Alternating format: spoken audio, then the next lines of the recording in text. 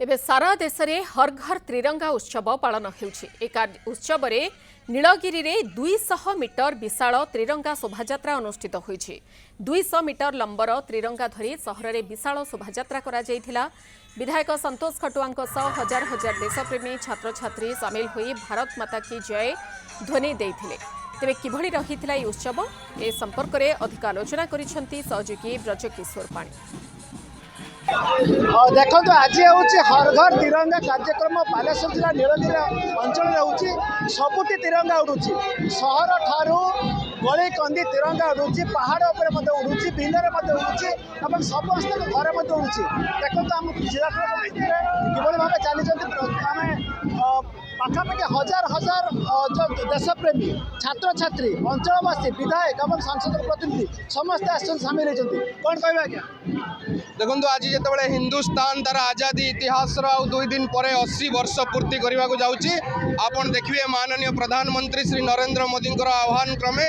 हिंदुस्तान कोण अनुकूल काश्मीर कन्याकुमारी गंगारू गंगोत्री सिंधुरू ब्रह्मपुत्र अटकरू कटक सबू जगार आपन देखिए तिरंगामय होइछि हिंदुस्तान। आमर प्रदेश अलग अलग हो पारे किंतु देश एक। बहुत खुशी लगुच समग्र भारत वर्ष में जिते तिरंगा यात्रा चलुची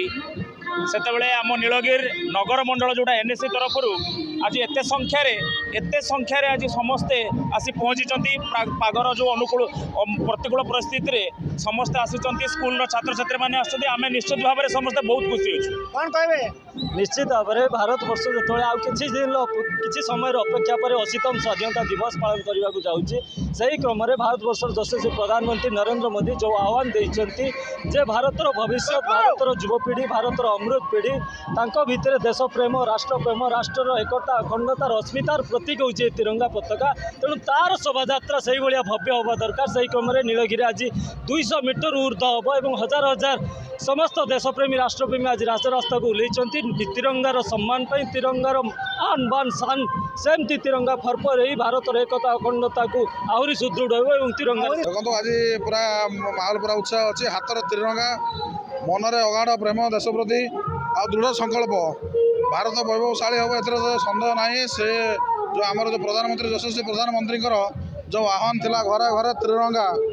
आज देखो आप समस्त हाथ में तिरंगा केते उत्साह सह ए दिन को पालुंट आउ समस्त कामना कर बहुत कम समय भितर मोदी जी नेतृत्व में सारा भारत वर्ष विश्व 1 नंबर हम अलरेडी एक कही सारी जे राष्ट्रभक्ति राष्ट्रप्रीतिर जागरण अत्यधिक आवश्यकता पड़ी जे समय विदेशी राष्ट्र मानकर विदेशी शत्रु मानकर भारत उपर लोलुप दृष्टि पड़ी से दृष्टिकोण या व्यापक कराई प्रति घरे तिरंगा लगे अमृत पीढ़ी भारत जो अमृत पीढ़ी एवं जो पीढ़ी जहाँ को विदेशी भाषा जेन अल्फा कहुच्छी से देश प्रेम उद्बुद्ध करने जेबेठू भारतीय जनता पार्टी केंद्र में सरकार में आसेबेठू ए प्रकार गोटे अभिनव प्रयास तिरंगा यात्रा को लेकिन जमीका अमृत पीढ़ी भितर देशर प्रीति भावना तैयारी हो से देश को भल पातु जातीय पताका आमर शान बान सबकि आमर तेणु लोक मान भर देशभक्ति जगैयापी आज ये प्रयास गोटे सप्ताह व्यापी ये जो चली आमर जो तिरंगा शोभायात्रा से आज आम एनएससी तरफ एवं आमर समस्त स्कूल कॉलेज भाग नहीं बहुत भल लगुच। कौन कौन कहे छुआ जय हिंद जय भारत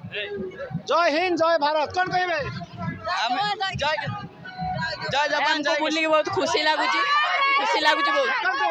मैंने केवल उत्साहित अच्छा हाथ में तो 200 फुट तिरंगा अच्छी समस्त मन से उत्साहित हो पड़ती आज तिरंगा शोभायात्रा सामिल हो निजक गर्व अनुभव कर। बालेश्वर जिला नीलगिरी ब्रजकिशोर पाणी न्यूज़ 7।